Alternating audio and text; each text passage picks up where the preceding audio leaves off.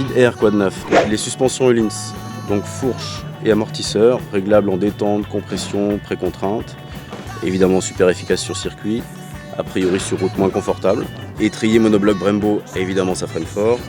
Et des jantes en alu forgées, d'habitude elles sont moulées. Un procédé plus compliqué, plus coûteux, d'où le prix de la moto, qui soi-disant lui offre plus de maniabilité. Il faudra comparer avec une Speed Triple normale. Et il y a aussi une nouvelle boîte de vitesse, ça on va pas vous la montrer. Dernier détail sur la Speed Triple R, elle est disponible en version non ABS à 14 790 €, version ABS à 15 390 €. Ça fait cher le Roadster, au prix des sportives, à vous de voir.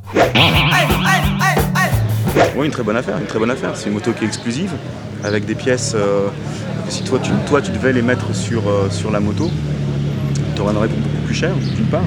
Parce que rien que les jantes PVM, si tu veux les acheter, tu n'auras pas les mêmes, mais la même montre qui pourrait monter sur un Speed Triple, c'est déjà pratiquement 2 000 € à l'achat. Tu connais le prix d'un TTX 36 en arrière, c'est environ 1 800 €.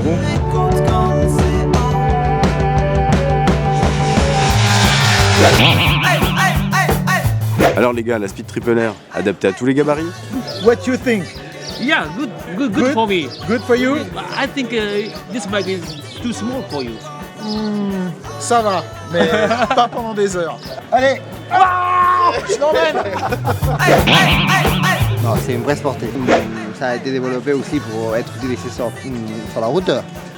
Ça s'est concentré sur la piste, on a fait beaucoup de développement sur la piste pour avoir un bon produit aussi pour la piste. Et tu as roulé sur la route avec?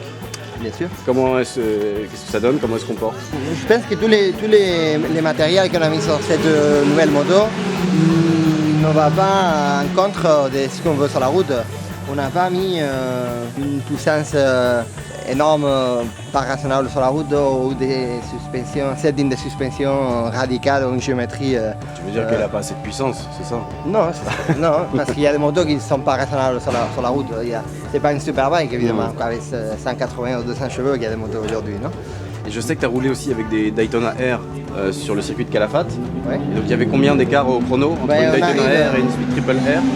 On arrive à rouler à moins de 3 secondes entre une Daytona et cette moto.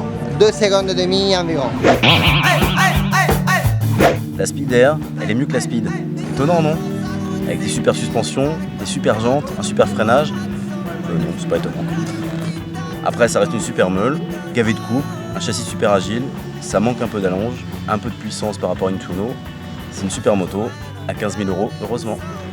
Parce que tu vois quand tu vois une belle moto, quand tu vois de belles pièces dessus, quand tu vois une moto qui est vraiment exclusive, forcément émotionnellement t'es touché. Enfin, moi ça me touche en tout cas. Et moi, je suis plutôt jeune. Toi, t'es beau, t'es jeune, j'ai envie de t'embrasser. Et moi, la Speed Triple R, ça m'excite. Hey!